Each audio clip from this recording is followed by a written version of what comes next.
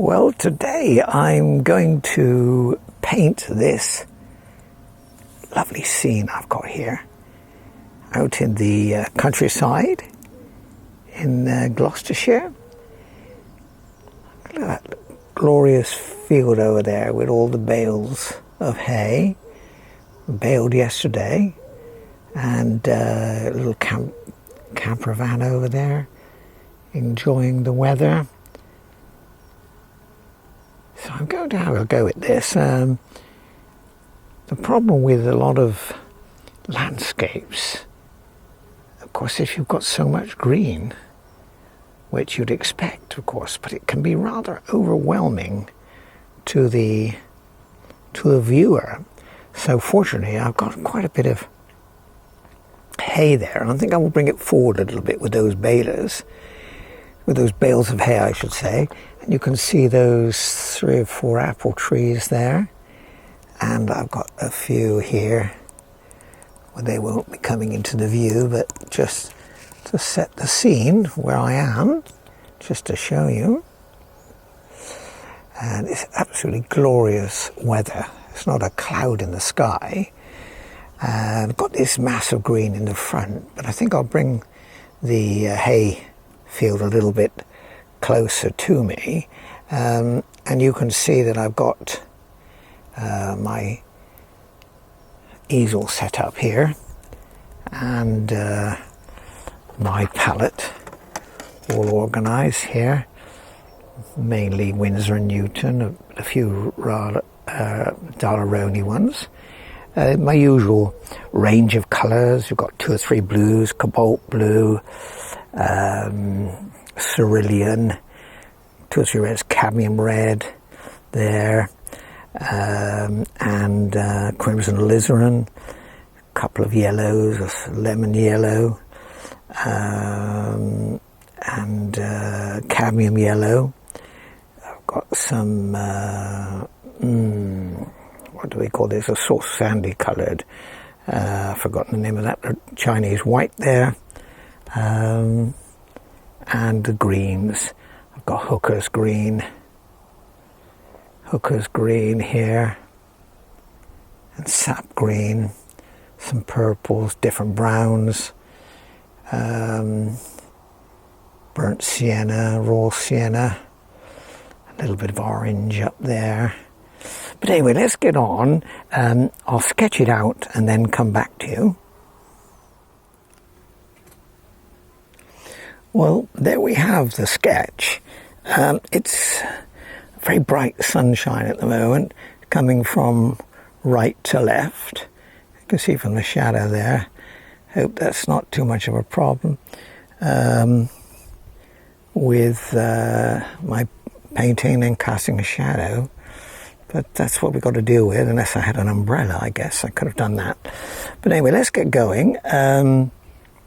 So I think I'm going to put a wash of a nice blue, cerulean blue along here. Then I'll get some wash of greens, I think, and then some yellow ochre in this cornfield. And then we've got to deal with our green. Got to put some interest in here. I'm wondering whether I should have brought my, I think perhaps, I know I put my hedge in here, you see. These old apple trees. So we'll go anyway. Let's have a crack on with it.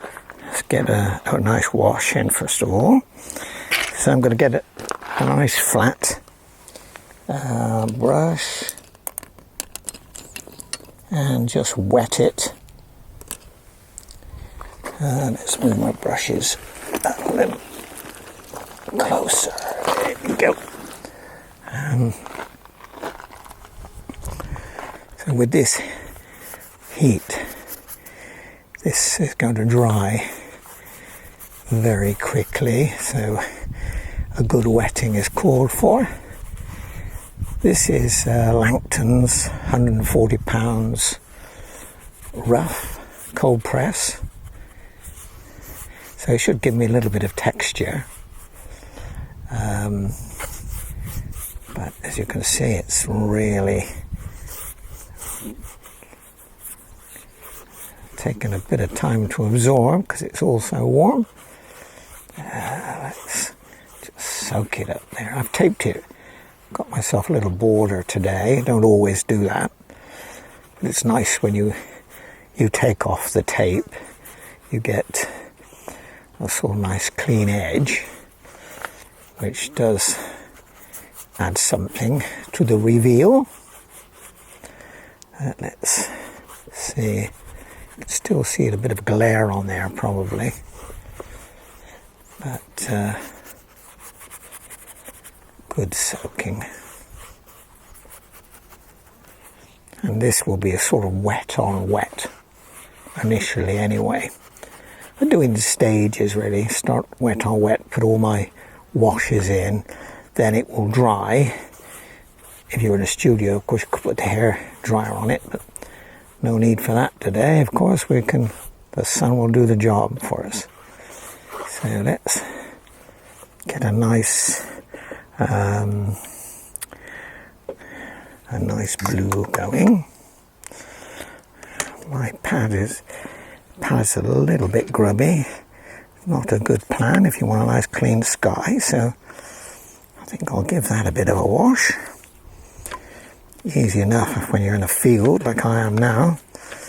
Just give it a good soak like that and tip off the dirty water. And of course while I'm doing that, I could give my palette, can you see there, a little wake these colours as they're going to have dried, haven't painted for a week or more.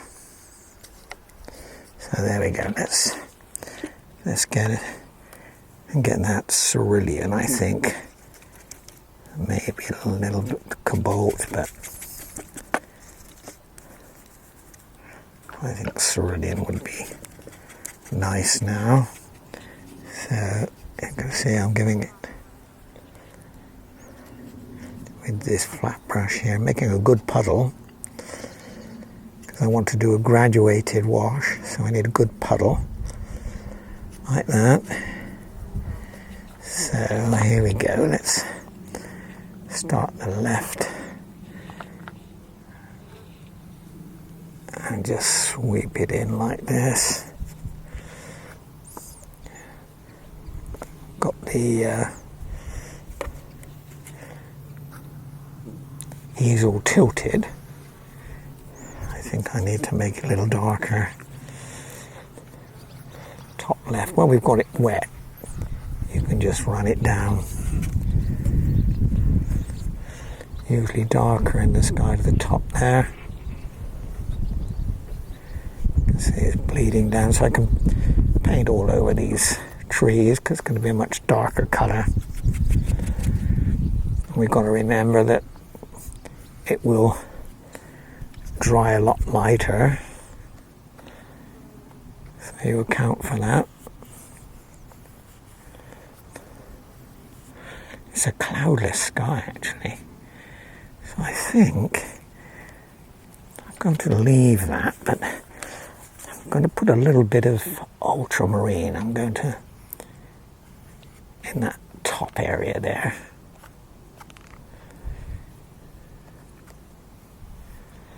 Let that bleed down a little bit.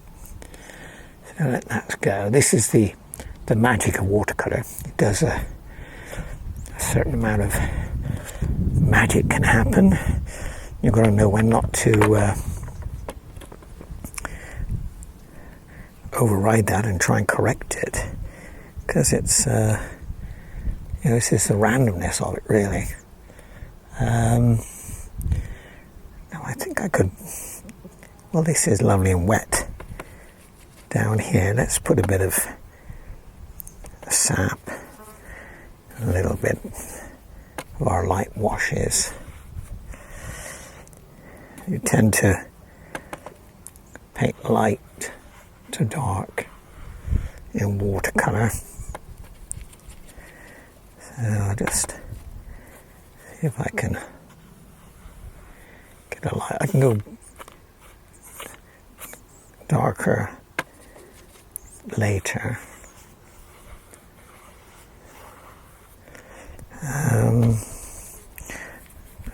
I've got a bit of iridium there, but that's a bit fierce, so let's tone it down. A little bit of brown, perhaps. Take it down a little bit.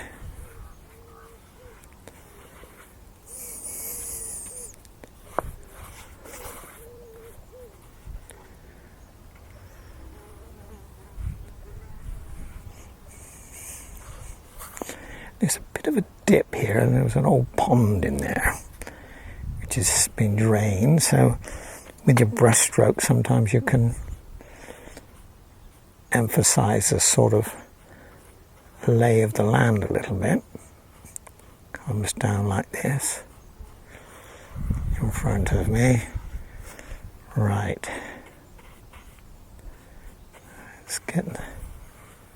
Let's leave that, I think, for the moment.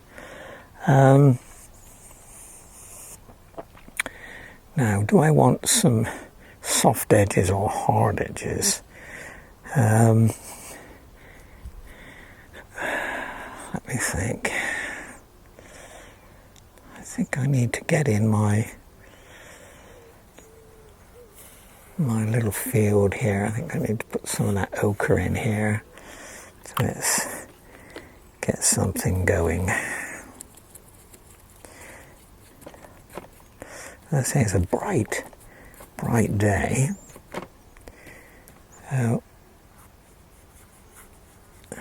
It's going all here in this lovely bales of hay there. I watched the farmer baling it yesterday afternoon.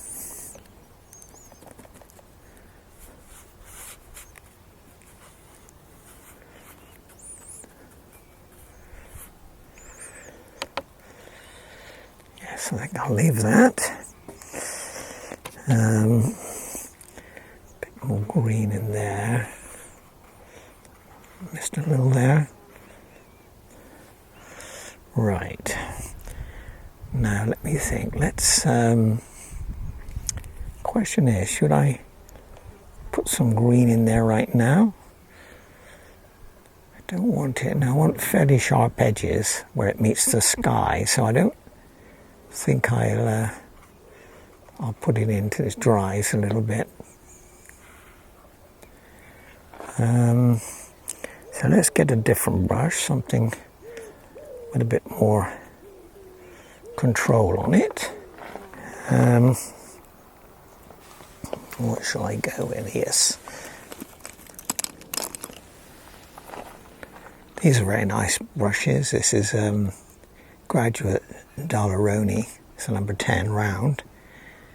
So that will give me nice shapes, really.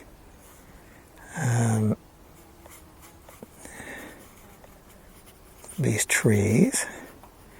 This will have to be a different green, actually. Yes, it's blue at the moment, clearly, isn't it? Let's get a bit of green in now, I think. I've got to look at the tone or value. It's a bit lighter than here. Although I need to make that darker later, which we can do. But let's see what happens. In the distance, the colours become more muted. So mindful of that. You have the blues predominate. There's a head, this is all field here.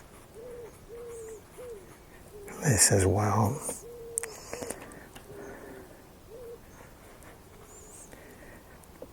A little bit of blue from my wash is still there, but that's not a bad thing because it's will help give you that sense of distance which I need to create. I've got to put some trees here. There's a line of magnificent oak trees here behind these apple trees that I've got here, which you'll see as I do it. Changing the greens all the time, colours all the time. Don't have to stay absolutely literal to the greens. You can, that's the point about art, you can edit what you see. If it makes a better picture, then fine. This is all hedgerow here.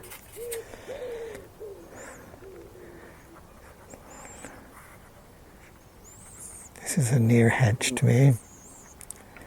So I'm putting a few different greens there, using some of the colours left over on my palette to vary them.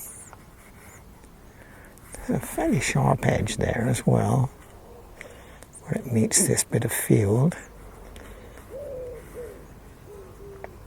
There's some gaps. I want to leave some gaps.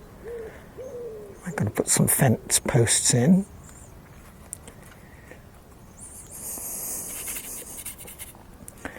These are different greens here.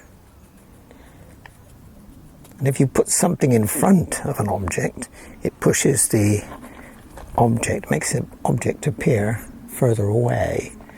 So I want to build this little bush here, or tree, because I've got these hay bales behind. So I want to push them away. Again, I'm changing all my greens constantly. I'm going to have a bit darker here on this bottom part, because this is in the shade a little bit. So let's get something a bit darker in there on that edge.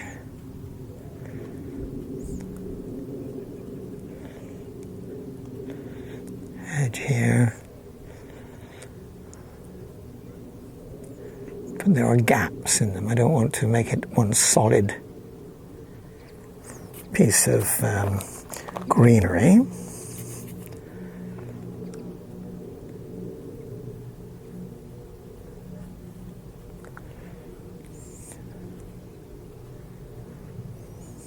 Quite a big one here. Let's change the green there. Let's get some brighter green just for some variety. Yes, that's better.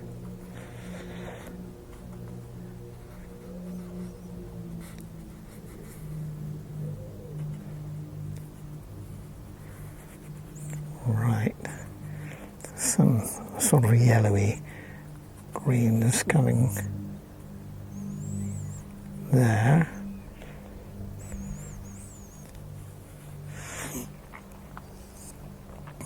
Right, you can see that. It's very bright. Hoping you can see it.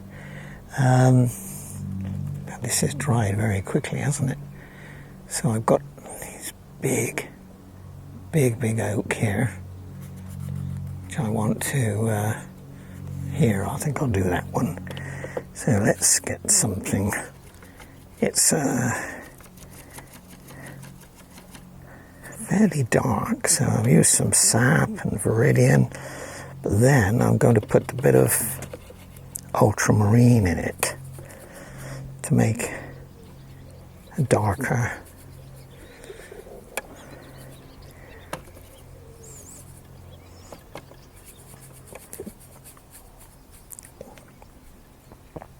right. Now let's try and get the shape of this.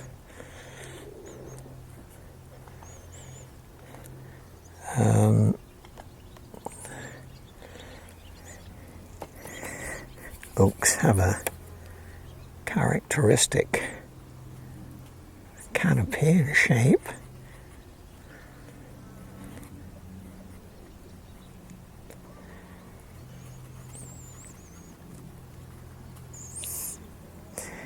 It's very tempting when you do trees. You tend to feel that, you know, trees look like this from your past, from your memory, and you paint from what you imagine. But what you've got to do actually is have a serious look at them, because trees are all very, very individual.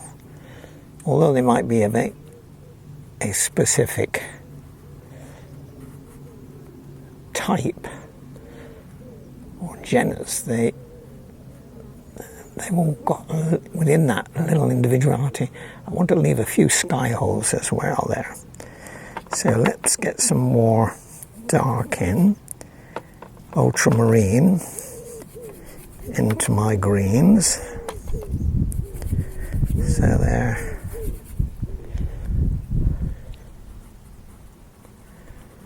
Reading especially in the heart of the tree and along the bottom here. I said there's a hedge line in the distance as well, which I want to try and illustrate there, tickle that in a little bit. Trees in the distance. And this one I must bring down. Let's get some umber in here, I think, to mix. Yes, that's what we need, a little brown and a little bit of green as I go.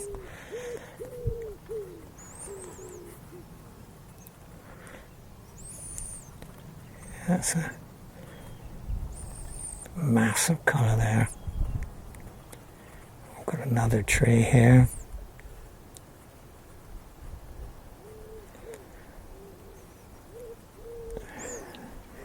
Okay, let's try and vary it.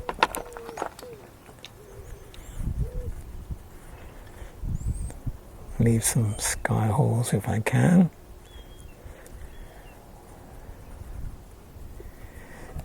It's a little bit darker there, a little bit more ultramarine I think we need. A little bit of hookers. Yes, we could do that. There. You look individual at different elements of the tree. You can see these darker passages. Light on the top, so I mustn't disturb that. Keep it fairly dark down here.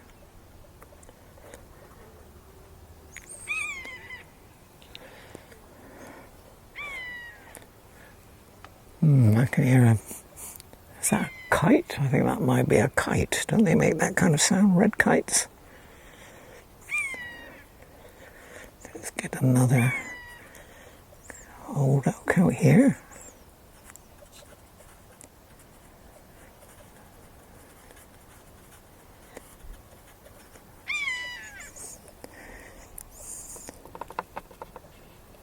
Can't see it, but I think he's around.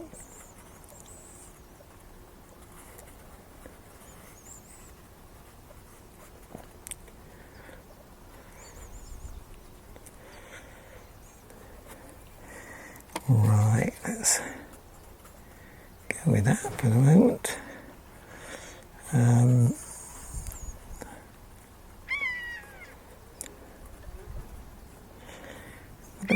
Try and get this tree line here. Or in the distance there's hedgerows, but little trees in the distance. So I'll try and catch some of those. So slightly bluer. Big oak here. Let's get that one in. My paint is drying on my palette so quickly today.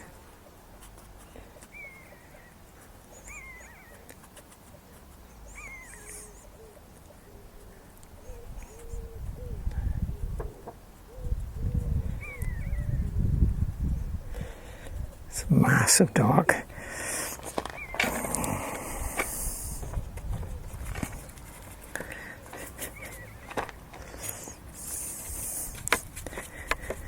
I need to darken up a little bit.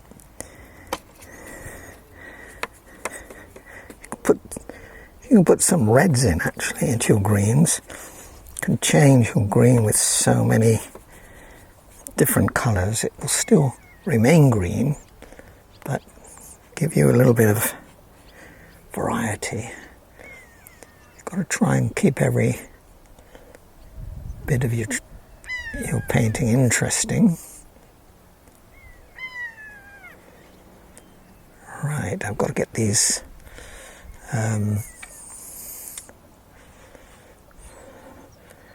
apple trees in. This old apple tree. A little bit there. Let's get a bit darker in there. And the hearts. Right. Okay. Let's see if we can get some of the apple trees in now. They are a much yellower, brighter green. So I'll make a little puddle somewhere else. So, oops, sorry, knocking the camera. Can you see that?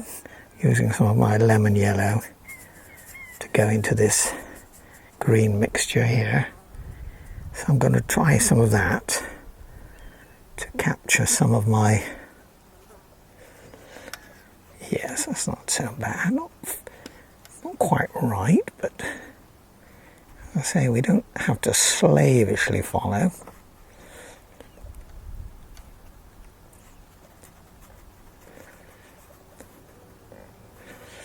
A little sparse towards the top of the tree, so just dab it in a little bit.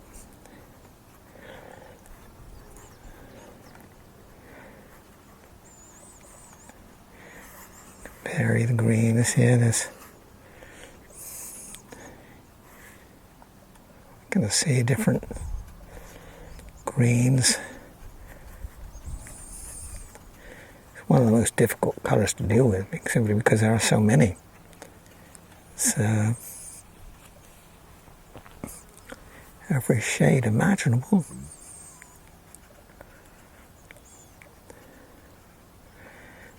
Let's get a little bit darker on this side of the tree. So let's get a little dab of ultramarine there.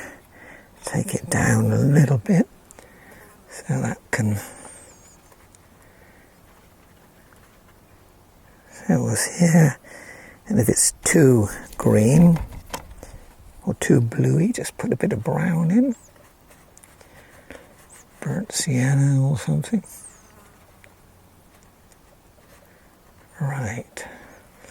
And that actually comes down a little bit over our cornfield, so it's good to look at where it goes relative to your other features. Right, let's go with that. Now I'll be putting some branches in there. Now I've got quite a big one here. Let's do that. Using the side of the brush.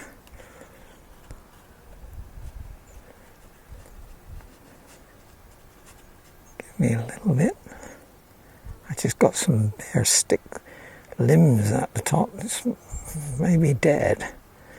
So I'll do those in a little bit later. So I'm going to bring that down right over here.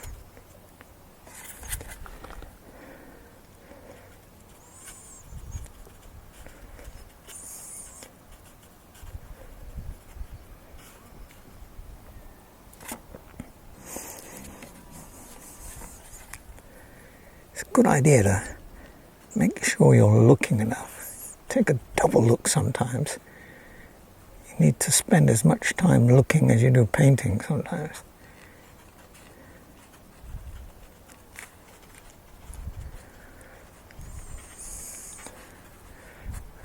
Right.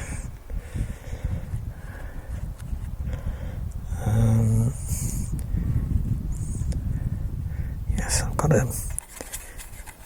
another one here, haven't I? Yes. It's a very old orchard, actually. It's probably seen better days, although I notice there are some plums getting ripe.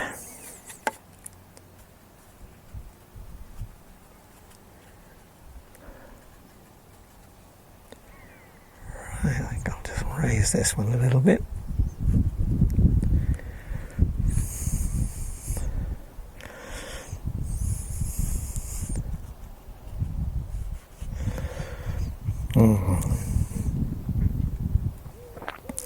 Now, should I darken some of this head area? I think I probably should. Get a little bit of ultramarine into my blue, bit of hookers, bit of sap.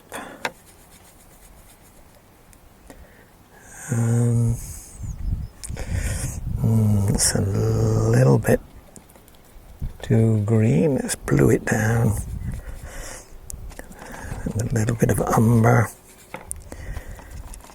to make it dark, but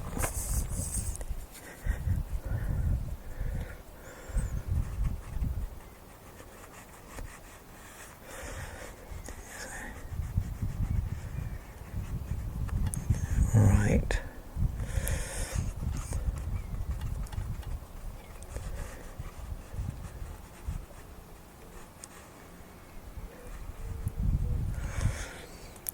Got quite a bit of shadow under here too, this tree. Let's try and do that. Dark line.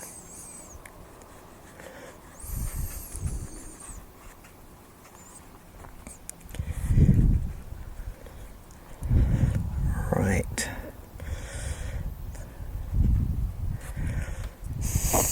Yes, now we need to ground this bit of hedging, I think.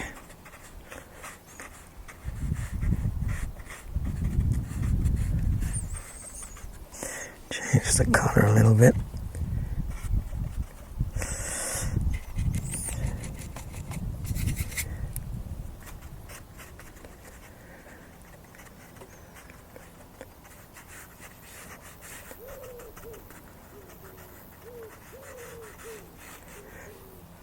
Yes, that needs to be much darker down here. You need to have a lot of more appropriate dark sunlight, otherwise your lights don't show. It's all one of contrast. Gotta have lights and dark. Darker on this underside here. Now a little bit here. I think I emphasize that enough. Could put some fence posts in as well.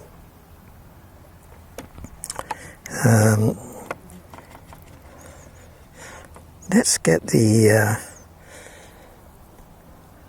let's put a bit of texture in to my foreground.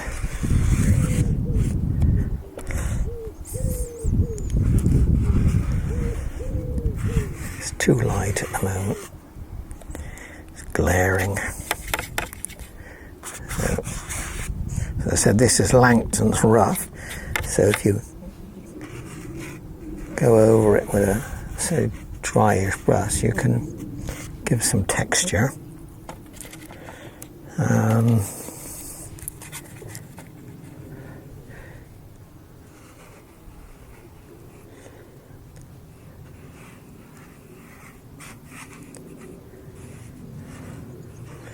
Help give a sense of direction as well.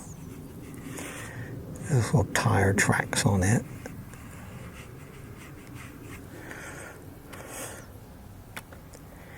And let's change this immediate foreground. There's a bit of hard standing here where I am.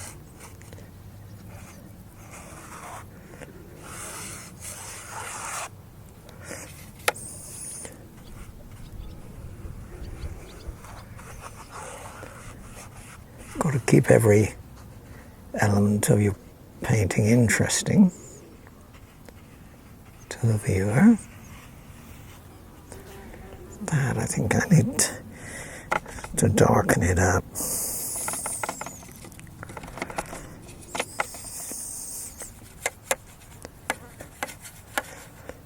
Yes, it's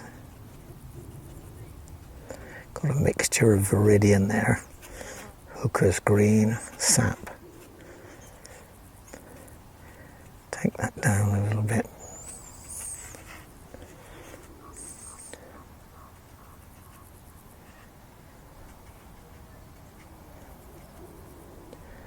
Right, I think it's time I went on to get some of these trunks in on this old orchard. So let's find a brush, better brush.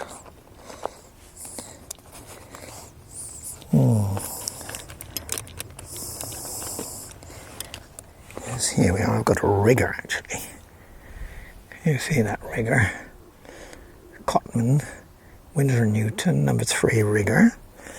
So I'm going to get some browns, some umbers. Let's see, get some of these trunks in.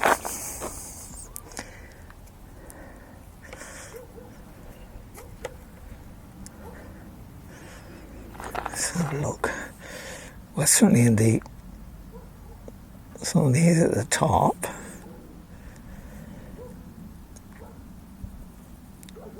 A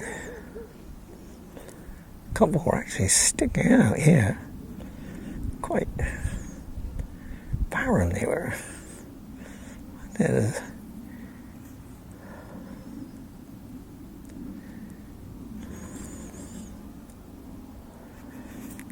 Let's get the trunk in. Let's ground it.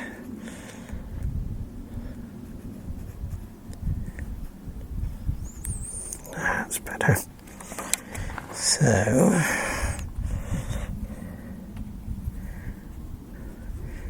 these riggers are handy because they've got a certain spring to them, which is nice. It gives you a sort of randomness.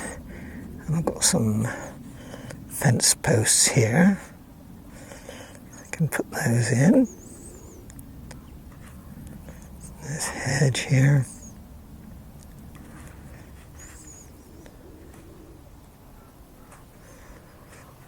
I think up here they've got a gate as well, a little small gate. The hedge and fences. So let's press on with these. I think it needs to be a bit thicker actually, and darker down this one side, down this left side, because the sun is coming from right to left. So let's try and catch that.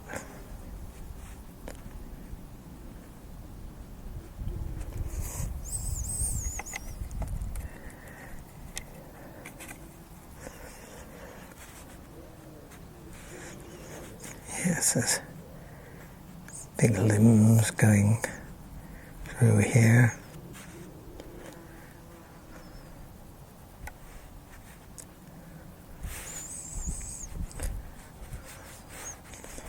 This one here.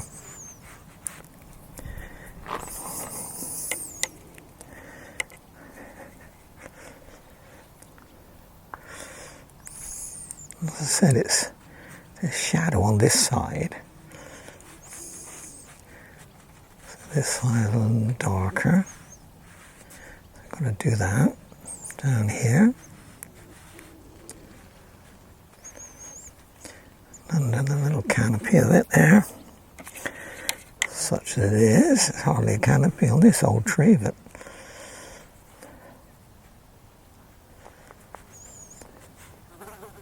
the flies are after me. Right, there you go.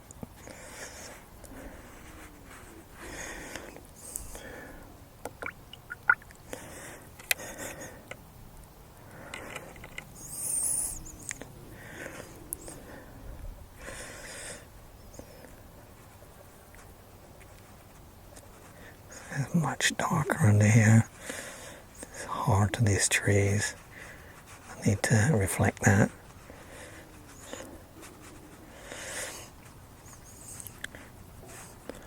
But with a lot of painting, of course, you've got to try and simplify somewhat. If you try to copy everything or reproduce everything, it goes wrong for you. Just try and squint your eyes from time to time and see if you can catch some of the main parts of it, the light and dark, where you need to go darker. Squinting your eyes will get rid of some of the detail, but and the colour allow you to see the shapes where you need it darker, like I do there. And I think a bit of a fatter trunk, really.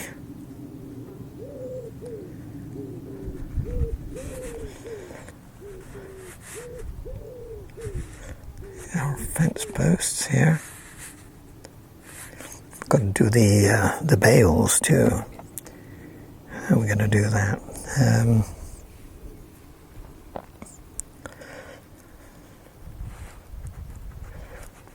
Get out in the dark, so these oak trees.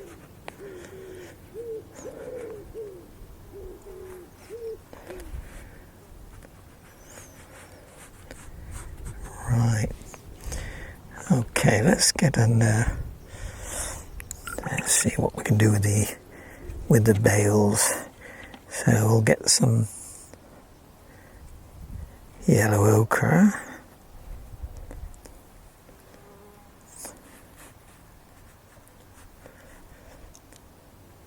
Yes, that's it. We can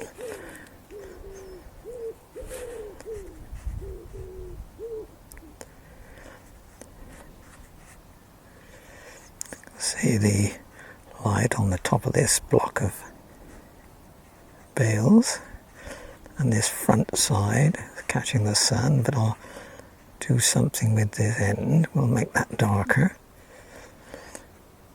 in a moment. Try and get something of the shape, but they are in the distance, so you don't have to be a slave to it, really.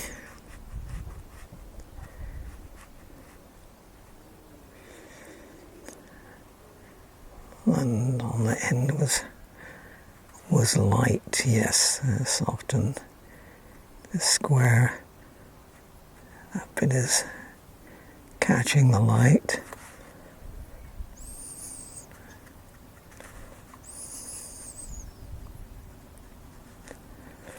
And we'll put some dark elements in a minute. There's the top there, the side edge there.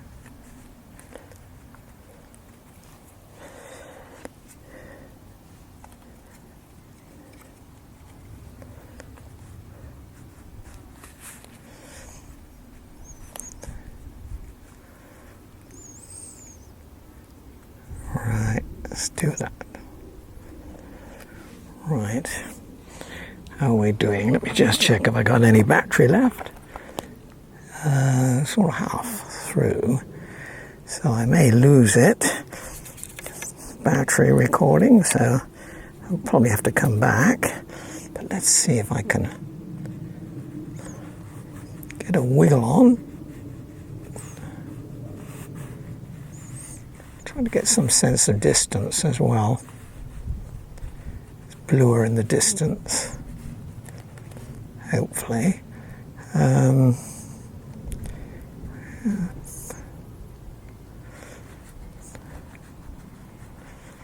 Right, let's go with that. Yes, let's put a darker tone for our front of our bales.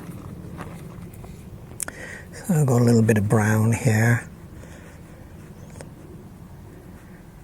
So we'll go with that. So you can see.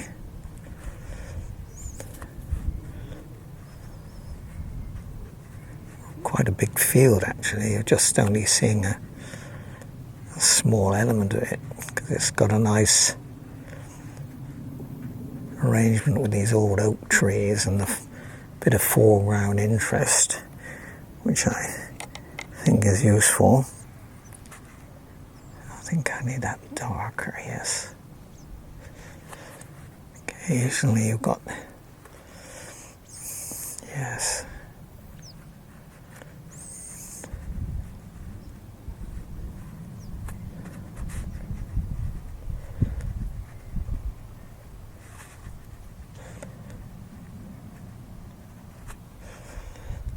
Right.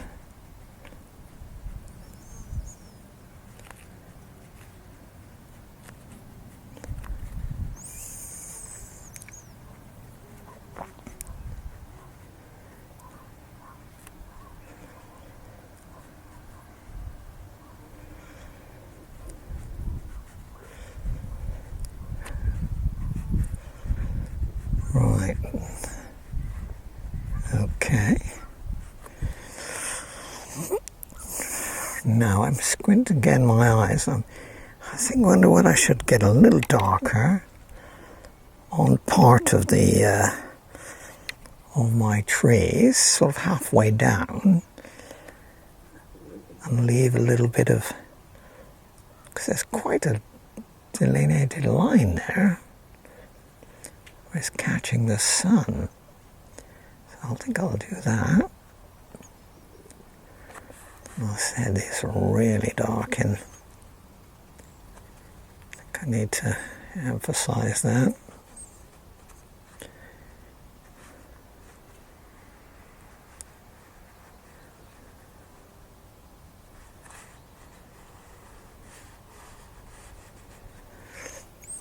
Right, and this one under here, nearest to me, I think I'll get that one a little darker. Bit of brown and a bit of Payne's grey there to really bring that up. It's dark under here.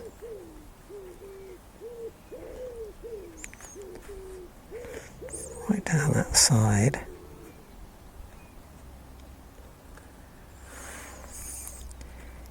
Trees here.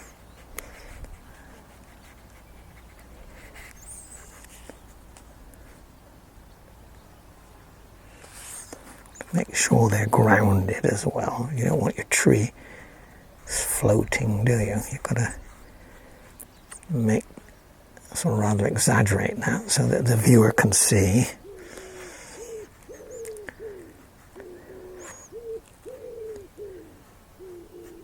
But you've got to leave a little something for the viewer to do. If you spread everything out,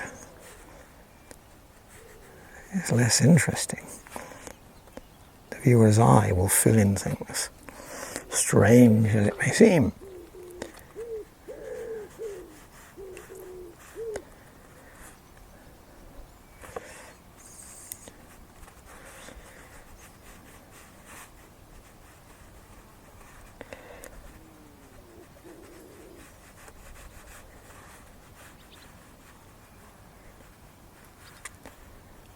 Difference little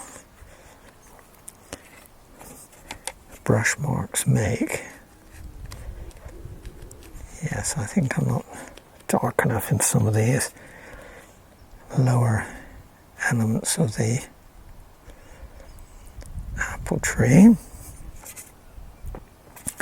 I'm just using some of the dark greens that are left over on my palette for my mix. A bit darker again this side, but I want to keep lighter colour on the top.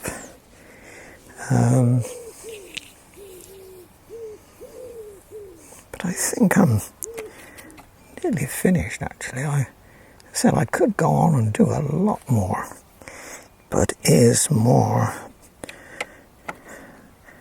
going to improve it? That's what I've got to ask myself. If I do anything extra, will it improve it? If it doesn't, or you're struggling to say what should I do next, it's probably you've done enough. I'm going to darken behind this tree here, this tree line, so that will show.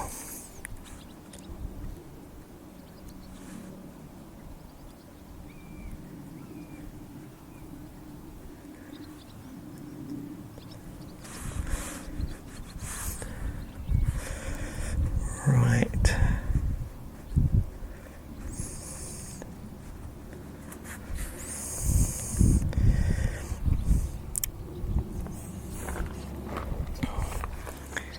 So again, squinting my eyes. Well, I think I could put a little bit of texture in with the bales of hay. That's not a matte yellow as I've got there. So I think I need a little odd bit of almost dry brush.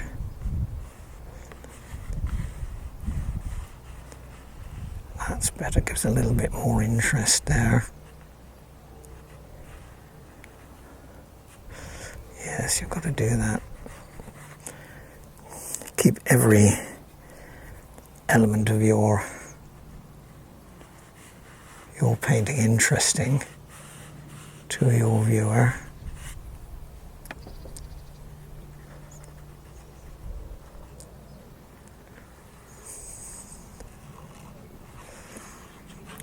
And actually, just over here, there was a little private airfield. The farmer has a strip there, and I can see a windsock. So I think that's a little too tempting to ignore. So I've got a little orange here. I wonder if I can make that work. It's nice to have a little bit of colour in your picture. And it's just about there. This guy's windsock. I wonder how many people will notice that.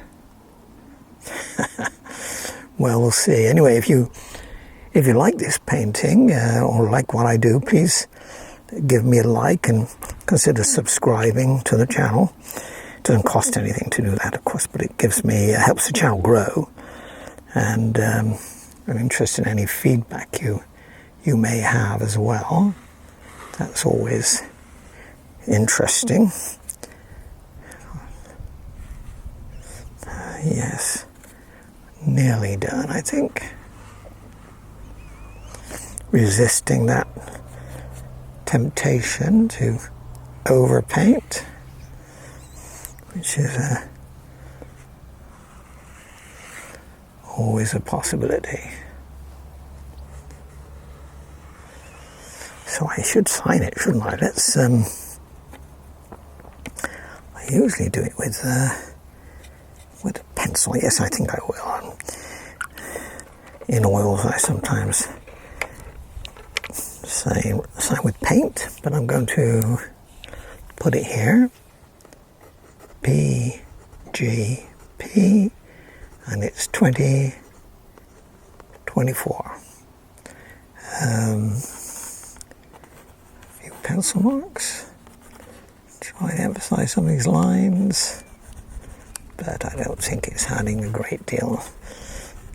Delineate some of these bales perhaps a little better. There we go.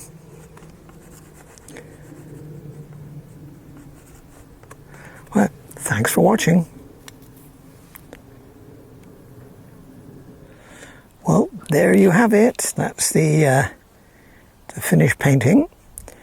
I've taken the tapes off. I always forget to do that. So that gives you a nice clean edge and helps you view it a little bit better.